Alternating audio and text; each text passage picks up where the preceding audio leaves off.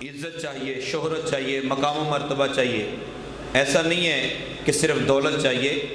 آپ کسی کو بولیں یار آپ کو 50,000 روپیہ تنخواہ دے دیں گے، آپ صبح صبح صرف واش روم صاف کر جانا، تو میرا نہیں خیال کہ کوئی 50,000 یا لاکھ روپیہ لے کے بھی عزت دار آدمی یہ کہے کہ میں ٹھیک ہے میں واش روم صاف کر جایا کروں گا. دنیا میں ہر بندہ پروٹوکول چاہتا ہے. اس کا ایکو ذرا کم دو. ہر بندہ عزت چاہتا ہے، مقام و مرتبہ چاہتا ہے. رب تعالیٰ نے 3 سہارے ارشاد فرمائے ہیں. یہ سورۃ المائدہ میں ہے، انما ولیکم اللہ ورسولہ والذین آمنوا. اللہ بھی تمہارا مددگار ہے، اس کا رسول بھی تمہارا مددگار ہے، اور ایمان والے بھی تمہارے مددگار ہیں. یاد رکھیے مدد صرف اللہ کرتا ہے، مدد اللہ ہی کرتا ہے، مددگار اللہ ہی ہے. لیکن کبھی بھی اس نے خود آ کے مدد نہیں کی. وہ مدد کرنے کے لیے اپنے بندوں کو چن لیتا ہے. اب بندے 2 قسم کے ہوتے ہیں، یا تو کسی کی مدد کی جاتی ہے یا پھر کوئی مدد کرتا ہے. دونوں ہی خوش نصیب ہیں. کسی کی اللہ تعالی مدد کروائے وہ بھی خوش نصیب، اور جس کے ذریعے اللہ تعالی مدد کروائے وہ بھی خوش نصیب. تو اللہ بھی مددگار، اس کا رسول بھی مددگار، اور ایمان والے بھی مددگار. ہم دنیا میں جتنی محنت کر رہے ہیں، کوئی 30 سال پڑھتا ہے، کوئی 40 سال پڑھتا ہے، دنیا میں جتنے بھی اس وقت سٹرگل ہو رہی ہے نا، وہ سارے کے سارے پروٹوکول کے پیچھے بھاگ رہے ہیں، عزت کے پیچھے بھاگ رہے ہیں. وگرنہ پڑھ کے نوکری جب نیچے والی ملتی ہے تو کوئی نوکری نہیں لیتا. وہ کہتا ہے یہ میرے سٹینڈرڈ کی نہیں ہے، میرا یہ سٹیٹس نہیں ہے. تو پروٹوکول کس سے ملے گا آپ کو؟ عزت کہاں سے ملے گی؟ مقام و مرتبہ کہاں سے ملے گا؟ ساری کی ساری عزتیں اللہ کے لیے. ساری کی ساری عزتیں کس کے لیے ہیں؟ یہ قرآن کریم میں اللہ تعالیٰ ارشاد فرماتا ہے ساری عزتیں میرے پاس ہیں، ساری دولتیں میرے پاس ہیں، جسے چاہوں میں عزت دوں. اللہ تعالیٰ جسے چاہے عزت دے دے. وَتُعِزُّ مَن تَشَاءُ وَتُذِلُّ مَن تَشَاءُ. اب اس کو اگر اللہ تعالیٰ کی طرف منسوب کر کے کہیں تو یوں ہے کہ اللہ تعالیٰ فرماتا ہے جسے میں چاہوں عزت دوں، جسے میں چاہوں ذلیل کروں. عزتیں ساری کی ساری اللہ کے پاس ہیں، اور اللہ تعالیٰ نے وہ عزتیں رکھی ہیں اللہ کے اپنے لیے اور اپنے رسول کے لیے اور اپنے رسول کے غلاموں کے لیے. ہم عزتیں تلاش کرتے ہیں ادھر ادھر. آئیے قرآن پاک کی ایک بات کرتے ہیں. حضرت سیدنا عیسیٰ علی نبینا علیہ الصلوۃ والسلام. یاد رکھیے گا بعض اوقات بندہ ایسی جگہ پھنس جاتا ہے، اس انداز سے پھنس جاتا ہے کہ گواہ بھی پاس نہیں ہوتے اور بندے کا مقدمہ بھی بالکل فیک ہو چکا ہوتا ہے، حالانکہ بندہ سچا ہوتا ہے.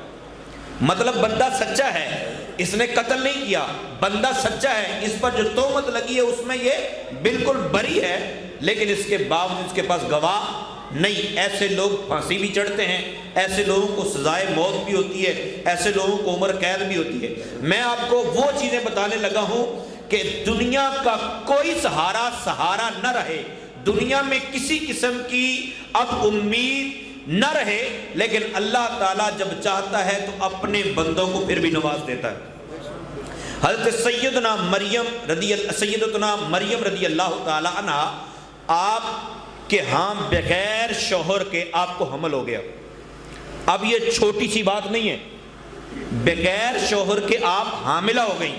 جب آپ حاملہ ہوئیں تو یہ ایسی بے عزتی والی بات تھی کہ نسل در نسل پھر یہ باتیں چلتی ہیں.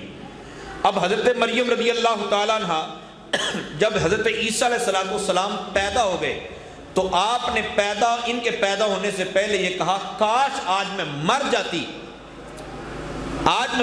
مجھے دنیا نہ جانتی کہ اب میں لوگوں کو کیا بتاؤں گی کہ میرے ہاں بغیر شوہر کے بیٹا پیدا ہو گیا، میں حاملہ ہو گئی، کوئی پروف ہی نہیں ہے آپ کے پاس بچنے کا. آپ بھی اللہ نہ کرے، اللہ نہ کرے، اللہ نہ کرے۔ آپ ذرا تصور کیجئے کسی کے ساتھ ایسا معاملہ اگر ہو جائے تو کیا دنیا والوں کو آپ مطمئن کر سکیں گے؟ بالکل نہیں۔ حضرت سیدتنا مریم رضی اللہ تعالی عنہا آپ جب نکلی نا تو اللہ تعالیٰ نے فرمایا مریم اب تو جا ان کی طرف، محلے علاقے والوں کی طرف چلی جا۔ اور اس کی مولا کریم میں چلی تو جاؤں گی لیکن لوگ تو مجھے طرح طرح کی باتیں کریں گے، تو میری عزت داغدار ہو جائے گی، اب میرا بنے گا کیا؟ رب تعالیٰ نے فرمایا جو بھی تجھ سے پوچھے تو نے کوئی بات نہیں کرنی، بس تو نے کہنا ہے کہ اس بچے سے پوچھ لو۔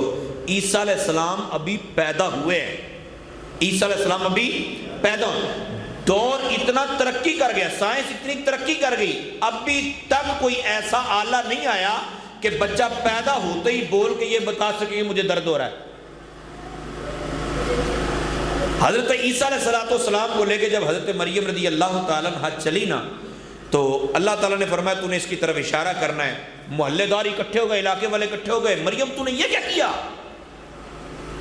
تجھے شرم نہیں آئی؟ طرح طرح کی باتیں کرنا شروع ہو گئے۔ حضرت سیدتنا مریم رضی اللہ تعالیٰ عنہ نے فرمایا اس سے پوچھ لو کہ یہ کون ہے۔